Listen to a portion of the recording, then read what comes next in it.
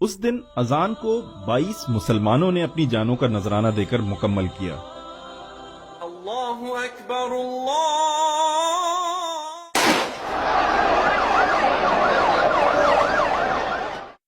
کشمیر میں ظالم ڈوگرا راج تھا۔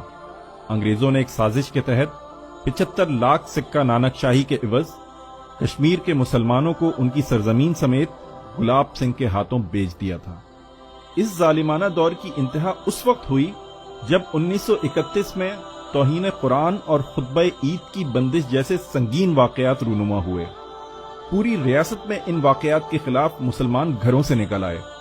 سری نگر میں احتجاجی مظاہرے کے دوران شمع رسالت کا ایک پروانہ عبد القدیر کھڑا ہوا اور تاریخی جملے کہے کہ اب اینٹ کا جواب پتھر سے دینے کا وقت آ گیا ہے، جس کے بعد اسے بغاوت کے الزام میں گرفتار کر لیا گیا۔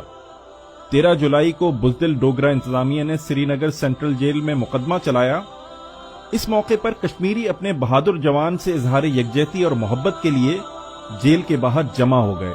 ہزاروں کا مجمع تھا، بلند نعرے تھے اور سلگتے غصے کے جذبات۔ اسی دوران نماز کا وقت ہو گیا اور پھر روح بلالی سے سرشار ایک کشمیری نے آگے بڑھ کر اذان دینا شروع کی، جس پر طاقت کے نشے میں چور افواج نے فائرنگ کر کے اسے شہید کر دیا۔